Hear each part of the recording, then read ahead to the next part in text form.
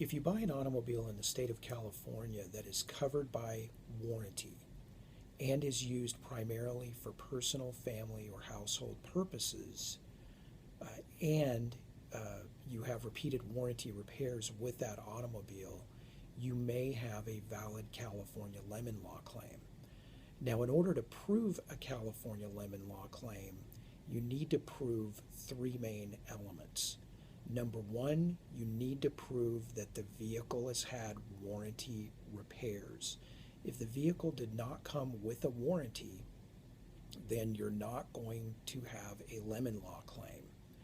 You may have rights and remedies under other laws, but you will not have a lemon law claim.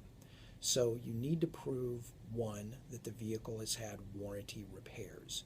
Now, assuming that element is proven, the second element you need to prove is that the warrantor has had a reasonable number of repair attempts to fix a warranty issue. And the question is what's a reasonable number? Well, there's language in the law that if a problem is subject to at least 4 repair attempts, that's enough. Now, reasonable number for particular given problems can vary. For example, let's say you have a problem with your vehicle that is a severe safety issue, stalling on the freeway, something like that. There's language in the law that as little as 2 times is enough to prove a reasonable number. So if you have a problem that is likely to cause death or serious bodily injury, a reasonable number of repair attempts can be as little as 2. But for most situations, it's usually 4 or more times for the same thing.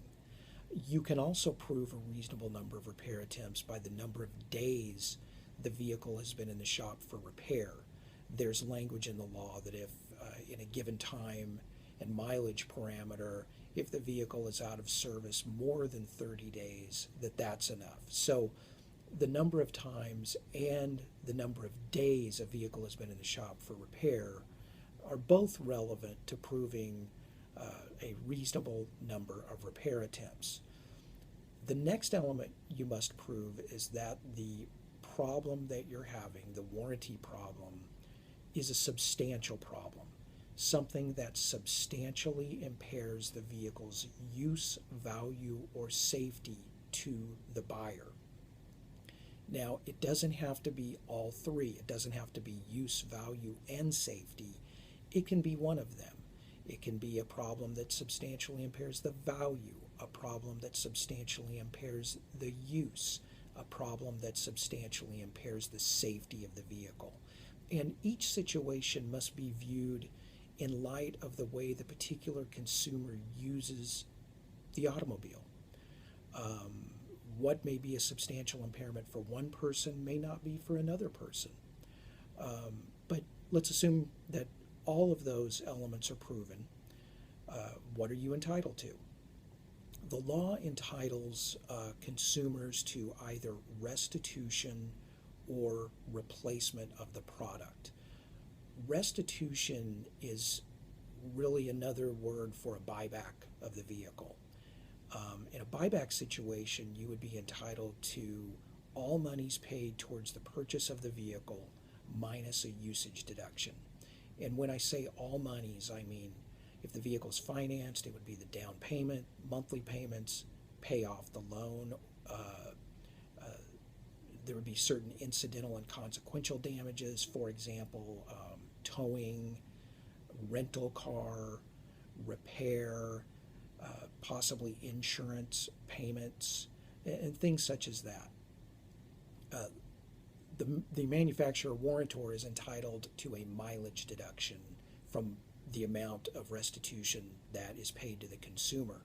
And the mileage deduction is calculated based upon the number of miles that were on the vehicle the first time it was delivered for repair of a problem leading to the buyback.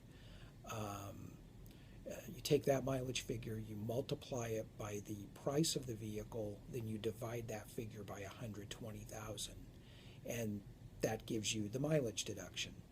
So it would be in a finance situation, it would be down payment, monthly payments, payoff of the loan, plus incidental consequential damages minus the usage deduction, and then that would be restitution. It's important to note that the law also applies to leases, not just purchases, and it's really the same items that a lessee is entitled to as well. Then in a replacement situation, the consumer is entitled to a brand new, similarly equipped, same make and model vehicle. The manufacturer would be required to pay tax, license, registration on the replacement vehicle, all dock fees. The consumer would be required to pay the mileage deduction. In order really to make a replacement situation work, the lender or lessor must be willing to do what's called substitute collateral on the loan or lease. Basically, that means to replace the lemon vehicle with a brand new vehicle on the loan or lease. Most lenders will do that, or lessors will do that, but sometimes they won't. But that's basically the lemon law in relation to automobiles, and I want to make clear that the lemon law also applies not only to automobiles, but also to pickup trucks, vans, motorhomes, the chassis portion of a motorhome. So it's not just for automobiles. If you have any questions that I might be able to answer, please feel free to call the number on the screen below, and I would be more than happy to provide you with a free consultation. Thanks.